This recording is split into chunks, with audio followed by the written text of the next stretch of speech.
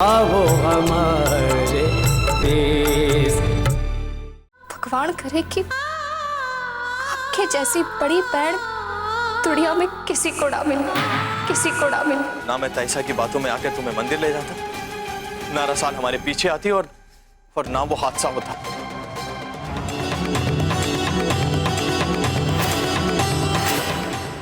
जीजी, जीजी, कट्टे चली गई आप। मेरे से भूल हो गई जीजी, वापस आ जाओ, माफ कर दो मारे को। रसाल, क्या हुआ रसाल? हाँ? अभी तक तो ठीक थी, क्या हुआ रसाल को? पता नहीं दादी साहब, अभी मैंने इसकी आवाज सुनी तो देखने चला है। ठाकुर साहब, जीजी हवेली छोड़कर चली गई।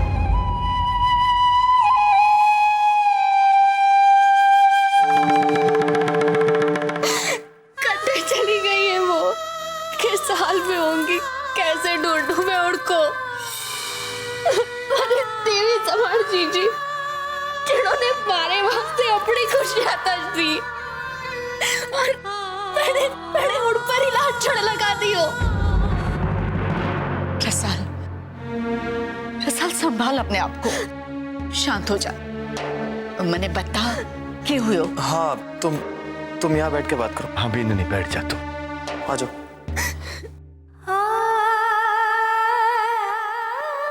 ये तो बताओ कि हुआ क्या है? मारे से भूल हो गई। मैंने जीजी पर आपको मारे से छेड़ने को लाछड़ लगाती हो।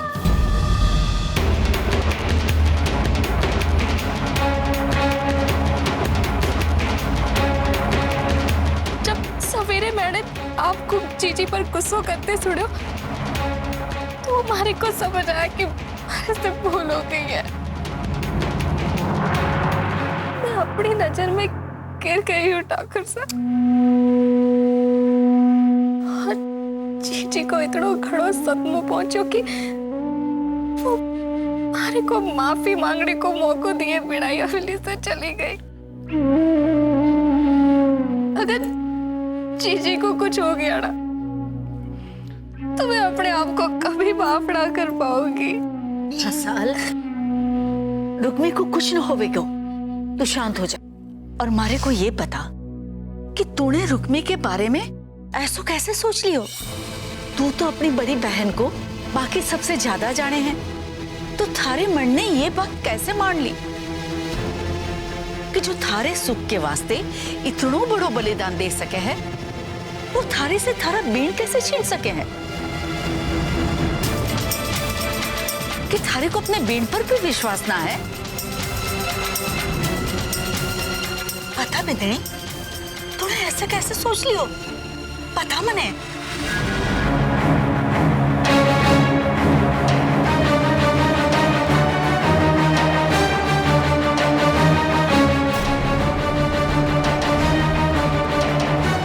ताइसा की बात सुनकर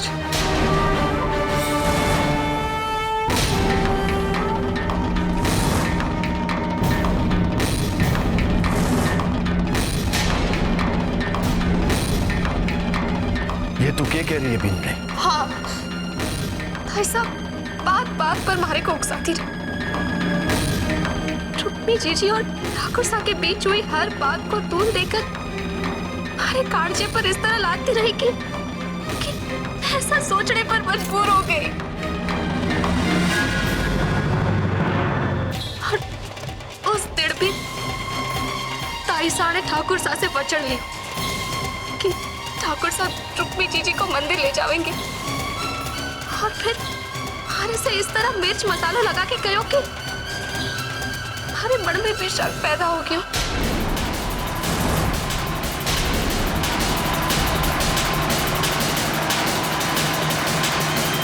देख बिजली, रणबीर के बारे में ऐसा सोचने से पहले एक बार अपने बैंड से पूछ लिया होता, वो थारी को बताती कि वो रणबीर से ना डॉक्टर यश राठौड़ से प्रेम करे।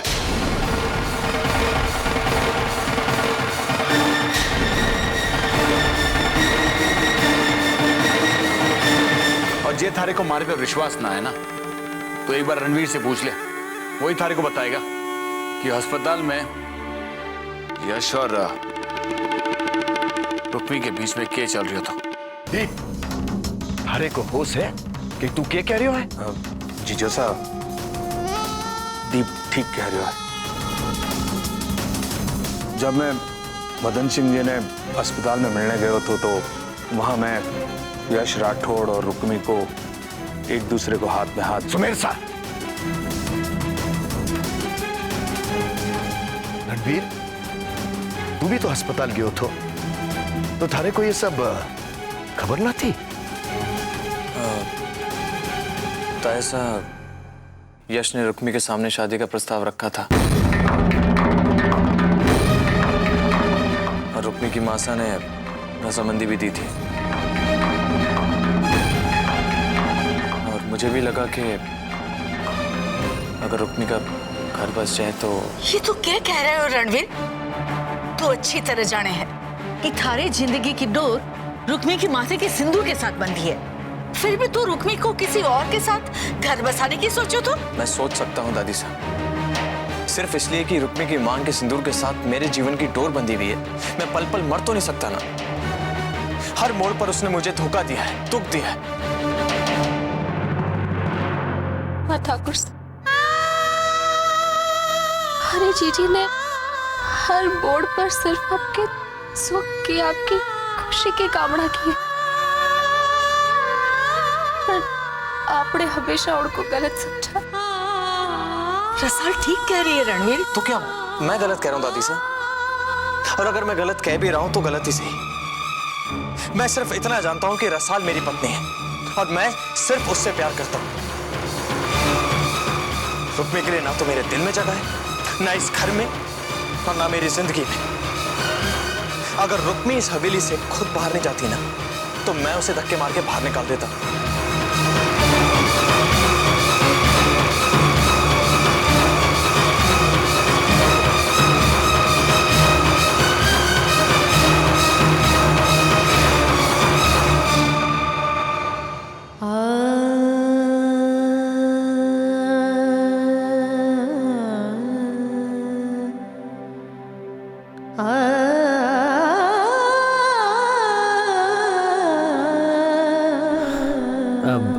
अब मैं चाय बनाना सीख गया हूँ।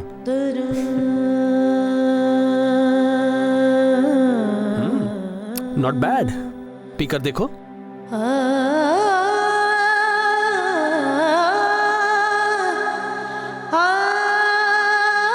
क्या हुआ रुक्मी, तुम इतनी परेशान क्यों हो? जब से यहाँ आई हो चुपचाप बैठी हो, ना कुछ बोल रही हो ना कुछ सुन रही हो। कोई बात ना है यश, ठीक हूँ मैं। ठीक है, अगर तुम बताना ही नहीं चाहती तो मैं तुम्हें फोर्स नहीं करूंगा, लेकिन तुम्हारे बिना कुछ बताए मैं इतना तो जरूर समझ सकता हूं कि तुम यहां बिना वजह तो नहीं आई हो। इसलिए प्लीज रुक्मी, बताओ क्या हुआ है?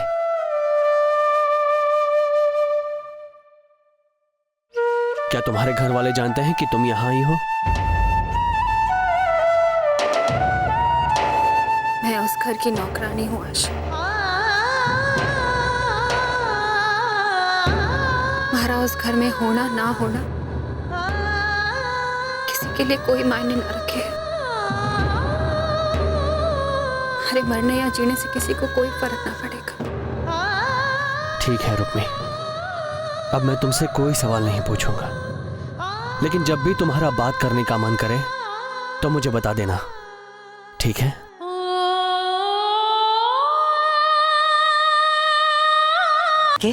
दोबारा अपनी तबीयत खराब ना कर बिंदनी, सब ठीक हो जावे को। भगवान पर भरोसा रख। कहीं ऐसा तो ना है कि रुक्मणी राजौर चली गई हो? ठाकुर मदन सिंह के पास रणवीर को दिए वो फोन तो है ना?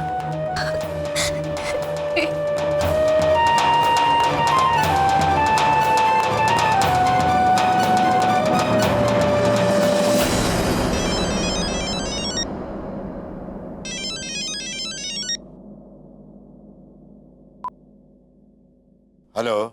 हाँ, मैं ठाकुर भंवर सिंह बोल रहा हूँ। घणी खमा बड़े ठाकुर साहब, आज आप फोन करियो, क्या हुक्म है? वो रसाल तो ठीक है ना? हाँ, रसाल तो ठीक है, पर मैंने इसलिए फोन किया था, अब रुक्मणी राजोत तो ना आई है ना? रुक्मी अच्छे कहीं वो हवेली से कब निकली थी? बड़े ठाकुर साहब आपने भेजा था क्या उसे? बड़े ठाकुर साहब क्यों हो? ना, चिंता की कोई बात ना है, फोन रखो। बड़े ठाकुर साहब ने रुक्मी के बारे में पूछताछ की और फिर बिना कुछ बताए फोन रख दिया। यानी रुक्मी हवेली में ना है और हवेली वाले ये ना जाने हैं कि रुक्मी कटे चली गई। अरे कटे, हमारी रुक्मी कोई मुसीबत में तो ला पड़ गई। ये बात है जी महाराज, हमारी रुक्मी की रक्षा कर लो। हे भगवान, अरे जीजी की कोई खबर मिल जावे। मैंने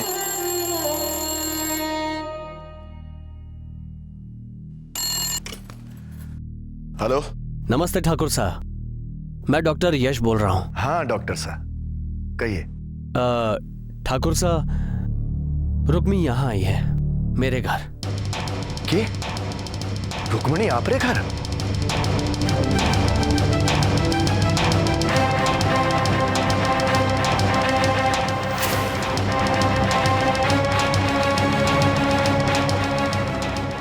बड़े ठाकुर साहब, मैं जानता था कि आप सब रुक्मी को लेकर बहुत परेशान होंगे, इसलिए मैंने आपको फोन किया। ठीक है, हम अभी आते हैं।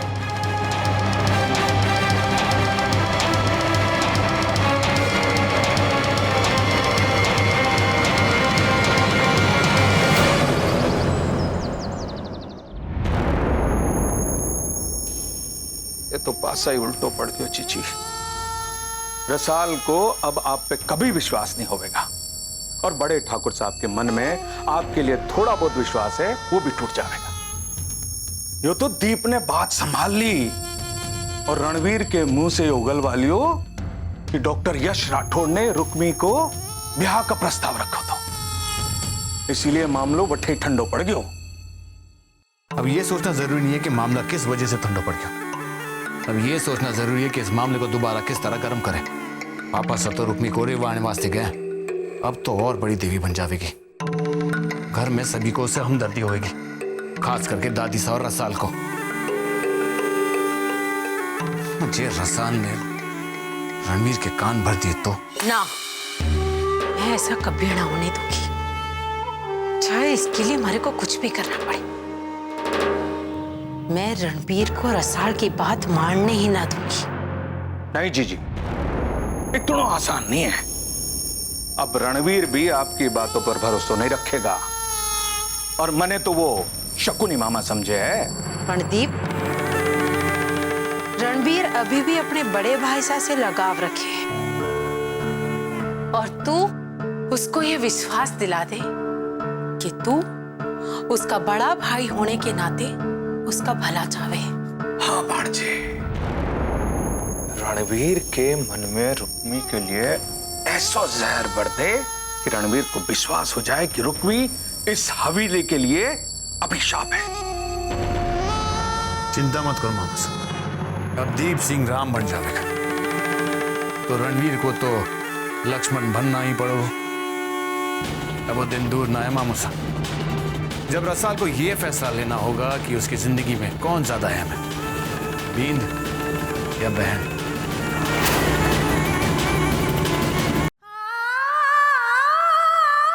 जीजी, कर दो मारे को जीजी, कर दो मारे को। रसाल, क्या कर रही है तू? उठ जीजी।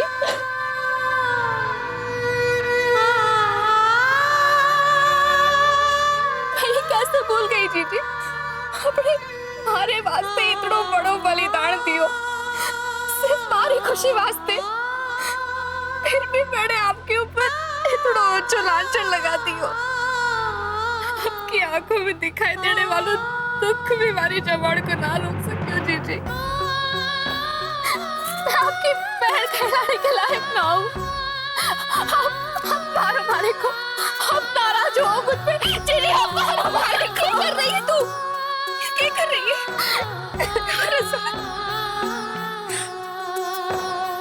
खुद ही मारे को अपनी माँ माने,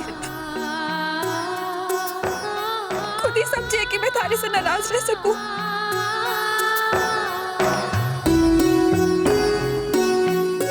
आपने फोन करके हमारी चिंता दूर कर दी डॉक्टर साहब। घर वालों की चिंता क्या होती है ये मैं अच्छी तरह समझ सकता हूँ ठाकुर साहब। रुक्मणी, मैं चंचल की तरफ से थारे से माफी मांगू हूं। हो सके तो मैंने माफ कर दो। ना बड़े ठाकुर साहब, आप हमारे से माफी मांगकर हमारे को शर्मिंदा ना करो। तो चल हवेली वापस चल। मैं तने वचन देऊ हूं, अब चंचल ऐसा कोई कांड ना कर सकेगी।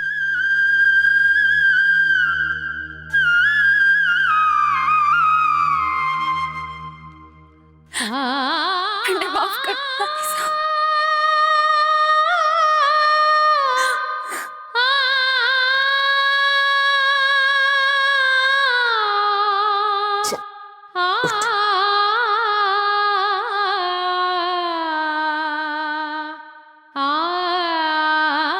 चल बिन्ने।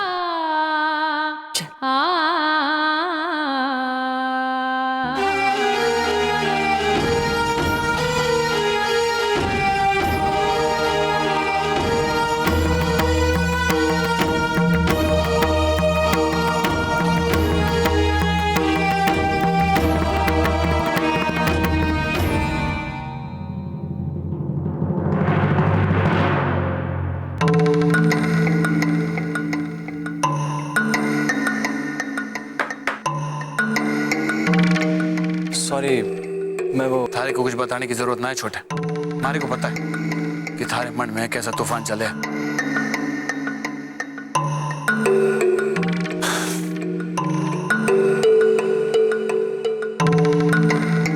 मैं तो चाहूं कि तू अपने आप को काम में इतना उलझा दे कि बीती सारी बातें भूल जा। मैं जानू कि कहना बहुत आसान है पर करना घणो मुश्किल है, खासकर जब कोई थारे जैसे दुविधा में हो।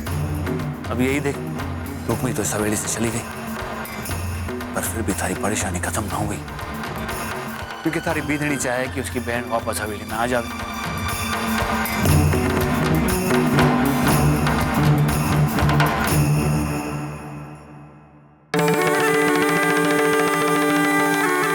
छोटे, हमारी बात मान, तू रसाल से बात कर, उसे बोल कि रुक्मी का इस हवेली में रहना थारे को बेचैन करे, थारे को कितनी कठिनाई का सामना करना पड़े। वो थारी बात मान लेगी, और जे ना माने तो उसे समझा। भाई साहब, रुक्मी के इस तरह अचानक चले जाने से रसाल थोड़ी अपसेट है, लेकिन धीरे धीरे वो समझ जाएगी। जब उसे इस बात का एहसास होने लगेगा कि रुक्मी का इस हवेली में ना होना हम दोनों के रिश्ते के लिए कितना।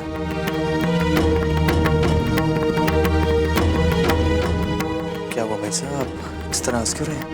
छोटे, थारे को सचमुच में लग गया कि वो हवेली छोड़ के चली गई और वो वापस ना आने वाली है। इतने सारे कांड करने के बाद वो चुप रहने वाली ना है। ये हवेली से चले जाना, बताना बताना, ये सारा नाटक है। यश राठौड़ को फोन आया था कि रुक्मी उसके घर पर है। What? हाँ छोटे, ये सारा नाटक ही तो है। रुक्मी तो सुबह से राठौड़ के घर पर थी, दोनों साथ साथ, दोनों जवान। अब सिर्फ भगवान का तो नाम ना लिया होगा दोनों, और फिर गए पापा सा, दादी सा और थारी बीनड़ी से लेवाने वास्ते। रुक्मी इस हवेली में वापस नहीं आएगी भाई साहब। जैसा हम चाहे वैसा ना हो सके रणवीर, और जितना मैं रुक्मी की चाल को जानू ना, तो मनने लागे है कि इस बार जब वो घर वापस आवेगी और भी बड़ी देवी बन जाएगी। सब उसका बखान करेंगे। ऐसा कभी नहीं होगा फैसल, मैं ऐसा कभी नहीं होने दूंगा। रुक्मी इस हवेली में और मेरी जिंदगी में कभी वापस नहीं आ सकती, कभी नहीं।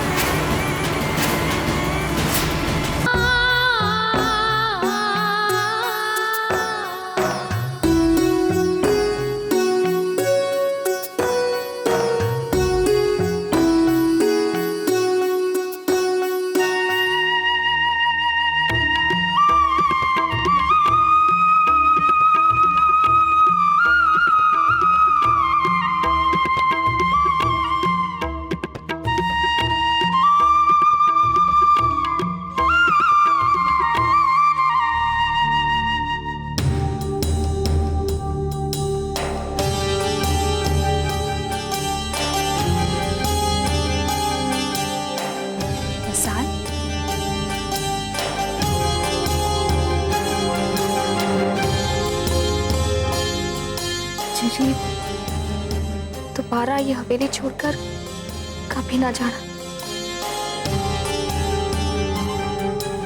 तू चिंता ना कर, अब मैं ये हवेली छोड़कर कहीं नहीं जाऊंगी।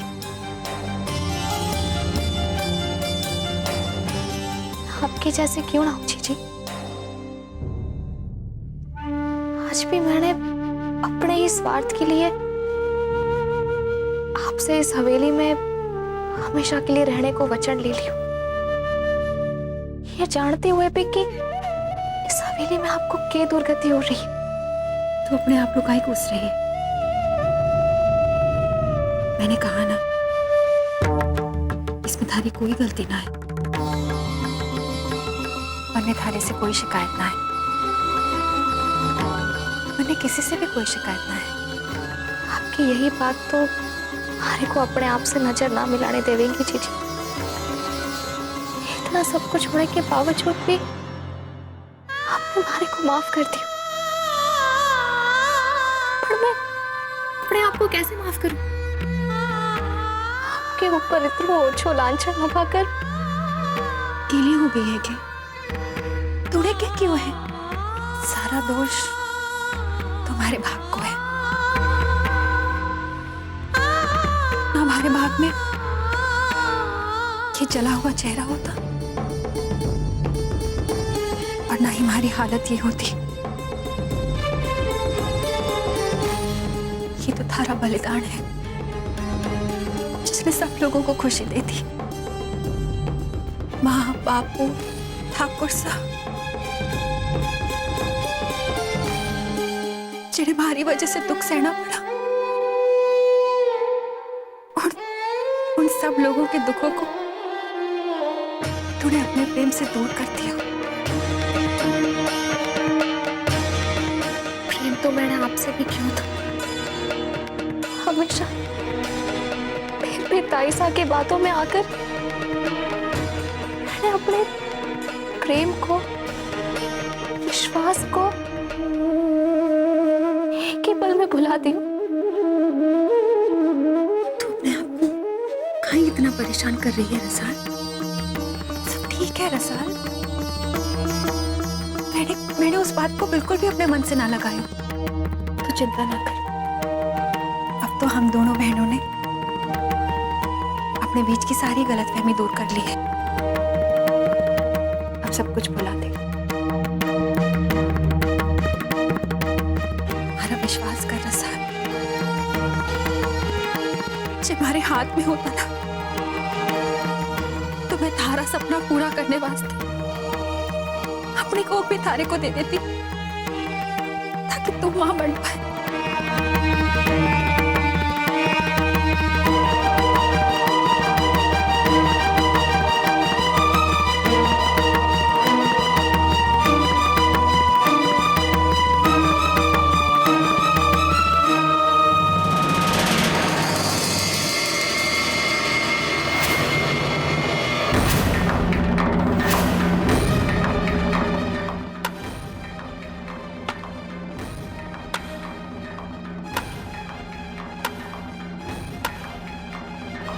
कितनी अच्छी तरह जान गया हूं मैं तुम्हें। जैसा सोचा था बिल्कुल वैसे ही हो रहा है। रोने का नाटक। मनुष्यत फैलाने के अलावा और कोई काम नहीं कर सकती क्या तुम? या फिर ये चाहती हो कि हमेशा हमारा जीवन दुखों से घिरा रहे? अरे पूरे घर में आंसू छलकाकर क्यों माता मना रही है तुम? और तुमसे मैंने कहा था कि इस मनुष्य की सूरत मैं इस हवेली में दोबारा नहीं देखना चाहता हूं, तो फिर क्यों गई इसे लेने? देखो रसाल, मेरी अच्छाई का नाजायज फायदा मत उठाओ तुम। मैं तुमसे कुछ कह नहीं रहा हूं, इसका मतलब ये नहीं कि तुम अपनी मनमानी करने लगो। मैंने एक बार कह दिया कि रुक्मी इस हवेली में नहीं रहेगी तो नहीं रहेगी। और तुम चलो यहां से, चलो। ना ठाकुर साहब, ऐसा ना करो। इसमें जीजी को कोई दोष ना है। ठाकुर साहब, जीजी का दोष तो कभी था ही नहीं, पर आपने जीजी को कभी मौका ही ना दिया। ठाकुर साहब, जीजी को हवेली में रहने दो। हमारे वास्ते ठाकुर साहब। चलो ठाकुर साहब, हमारी बात तो सुनो आप। मैं भी जीजी के साथ जाऊंगी।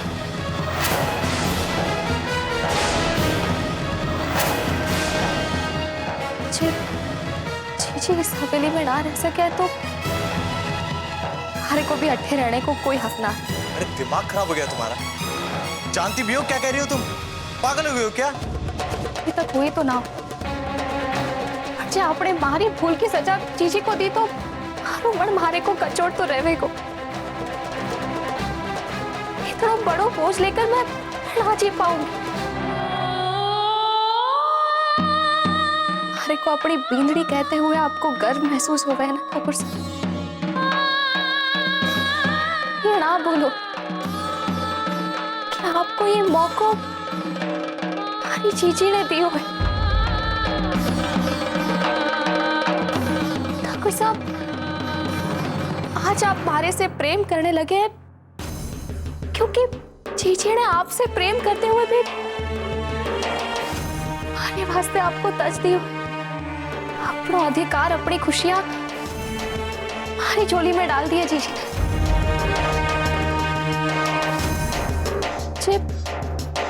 जीजी इस हवेली में ना रह सके तो हमारे को भी अट्ठे रहने को कोई अधिकार ना है।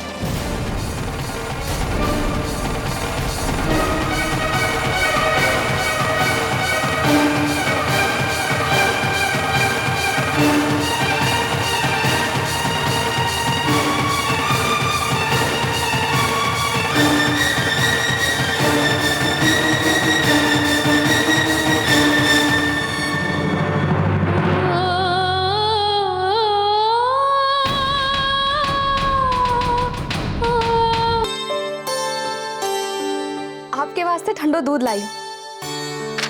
क्यों? ताकि आपको गुस्सा शांत हो जावे।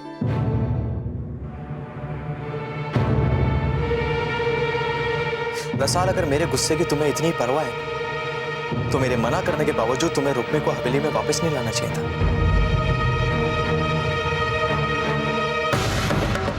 क्या मेरी बात की तुम्हारी नजर में कोई अहमियत नहीं? एक रुक्मी ही मुझे परेशान करने के लिए कम थी क्या, जो अब तुम मेरी परेशानी बढ़ा रही हो? मैं आपकी परेशानी बढ़ा रही हूँ? और नहीं तो क्या रसाल, अपनी बहन के प्यार में तुम इतनी अंधी हो गई हो कि इस पूरी हवेली में अपनी बहन के अलावा तुम किसी को अपना नहीं मानती, मुझे भी नहीं।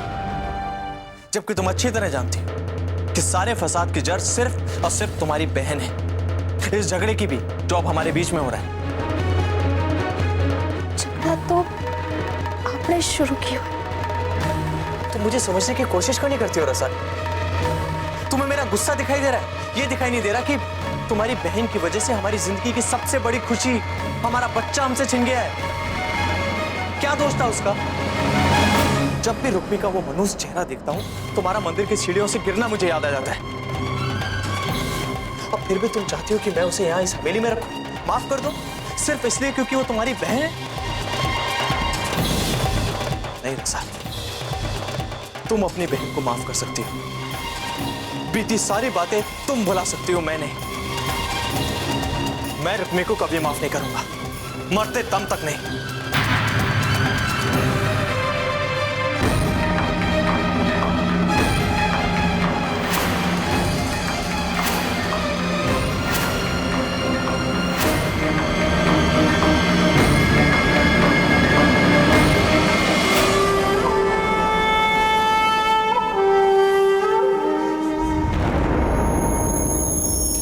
अरे भांजे, ऐसा कौन सा खजाना मिल गया कि टेलीफोन पर इतनी उतावड़ हो रही थी?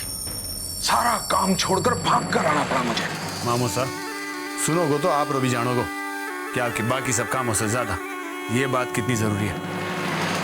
आज ऑफिस में मैंने रणवीर के कान भर दिया और उसका असर घर आके देख लियो। रणवीर और रसाल के बीच में घमासान हो गया है। ये क्या कह रहा है तू? तुम्हारे को क्यों पता ना चला? वो जरूरी ना है मासा, जो हुआ वो तो सुनो। रणवीर रुक्मी पर लालचन लगाता रहा और रसाल उसकी बहन की तरफदारी करती रही। रणवीर ने अपनी जिंदगी के हर दुख, हर मुसीबत का कारण रुक्मी पर लगा दिया। रुक्मी की वजह से ही वो दुखी है, यहाँ तक कि उसका आने वाला बच्चा रुक्मी की वजह से ही छिन गया। रसाल भी रुक्मी की वजह से ही दुखी है। सब कुछ जो हो रहा है रुक्मी की वजह से ही हो रहा है। तो फिर रसाल ने रणवीर की बात मानी कि नहीं मानी? मामू साहब, आप तो जाने हो कि वो छोरी कितनी ढीठ है, इतनी आसानी से मारने वाली नहीं हो, फिर चाहे वो उसका बीन ही क्यों ना हो। इसका मतलब रणबीर अपने दोनों हाथों में अंगार लिए खड़ा है। एक तरफ रसाल से अणबन और दूसरी तरफ रुक्मी से घृणा। और अंगार में हवा देकर आग भड़काने को मौका आ गया है। और इस आग में जलकर राख हो जाएगी वो रुक्मी, वो भी रणवीर के हाथों। ना छोरी, ऐसी बातें जबान पर ना ला, सिर्फ अंजाम देते हैं। रुक्मी खत्म तो अपनी पहली प्रॉब्लम भी खत्म। इतनी आसानी से वो मनुष्य खत्म हो जाएगी तो उसे मुक्ति ना मिल जाएगी। मारना है तो जीते जी मारेंगे ताकि मन को संतोष मिले। शरीर को ना, आत्मा को मारना है, उसकी आत्मा को।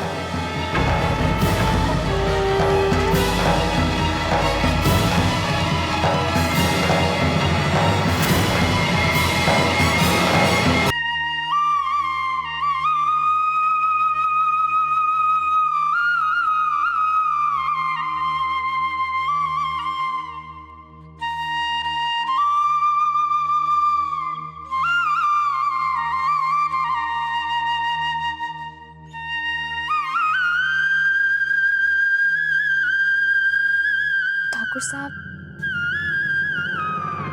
सवेरे से आपने कुछ ना खाया हुआ, इसलिए आपके वास्ते खाना लाई हूं।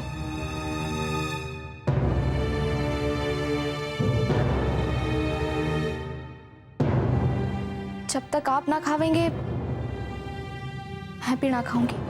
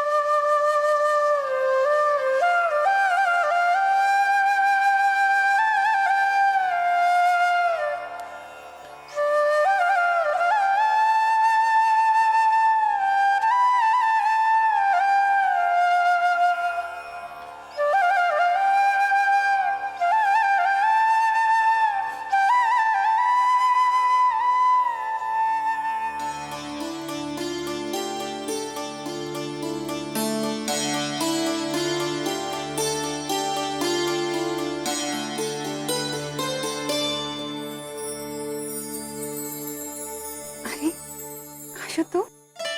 सॉरी, तुम्हारे भगवान को डिस्टर्ब तो नहीं किया? कैसी बातें कर रहा? अच्छा लगा तुम्हारे चेहरे पर मुस्कान देखकर। मैं यही देखने आया था कि तुम ठीक हो या नहीं। मैं बिल्कुल ठीक हूँ।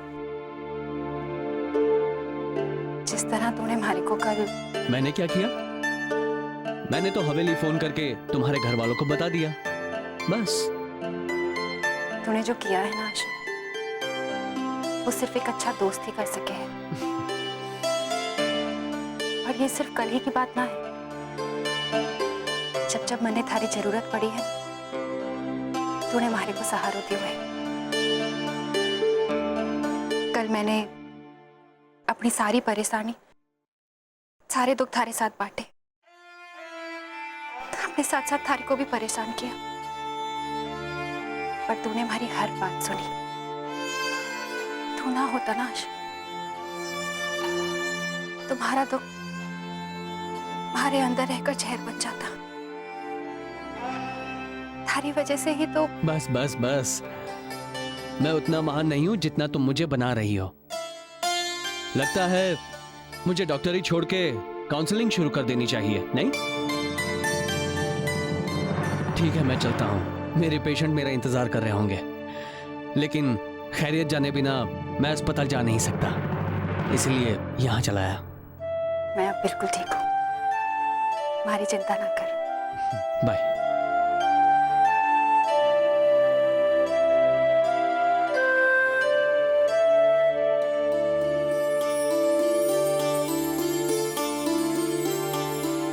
हो गई तसल्ली तुम्हारे यश राठौर की?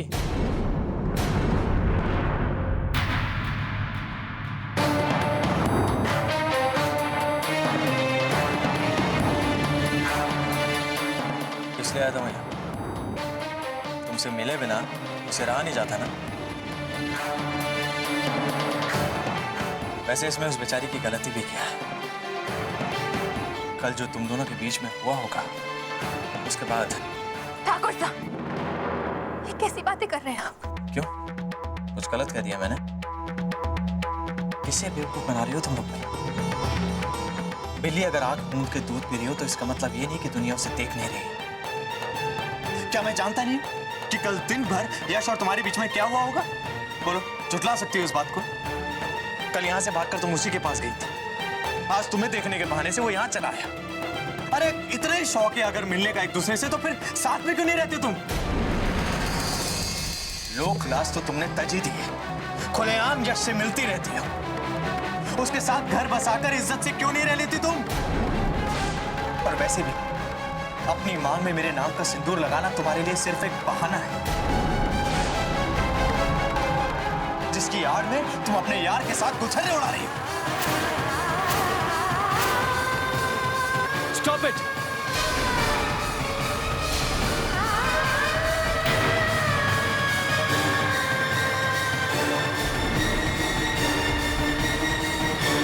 अपनी जबान को लगाम दो, वरना क्या?